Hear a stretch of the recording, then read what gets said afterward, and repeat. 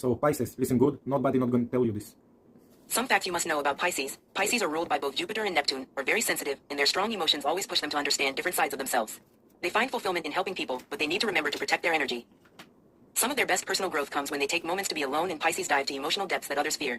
Their sensitivity allows them to tap into invisible energies. They are the mystics of the zodiac. Neptune gives them developed intuition, clairvoyance abilities, and a connection to subtle worlds. Pisces sense the presence of spirits, perceive omens of fate, and can see ghosts in dreams or in reality if they open their gift. Psychics claim that people born under the sign of Pisces often experience unexplained phenomena. More than others. They reflect to you who you are. When you meet them, prepare to meet who you are from the side in front of you.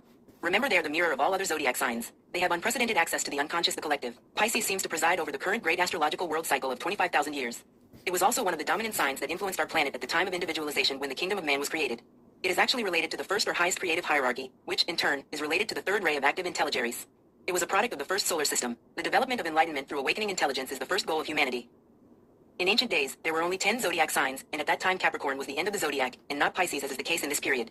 The two signs of Aquarius and Pisces were not integrated into the horoscopes for the simple reason that humanity could not respond to their special effects. The means of contact and the mechanisms of responses were not properly developed.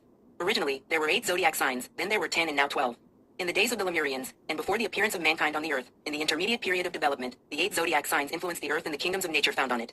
There was no reaction to the effects of Leo and Virgo. The mystery of the Sphinx did not exist, and these two zodiac signs were not part then from the zodiac. Then individualization took place and the seed of Messiah was planted in man, and these two signs began to influence humanity, and gradually this influence was recognized, and it was then known that the zodiac has 10 signs. The changing cross ruled.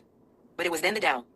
For Pisces was missing and only Gemini, Virgo, and Sagittarius were proven. Aries to Capricorn marked the circle of experience. In the Atlantean days, man became sensitive to the planetary and solar influence until the door of initiation into a hierarchical experience was opened and 2 more zodiac signs were added. These 2 signs were the higher correspondences of Leo and Virgo and were the polar opposites of these 2, Aquarius and Pisces. Their influence became active and effective, and thus they formed part of the zodiac.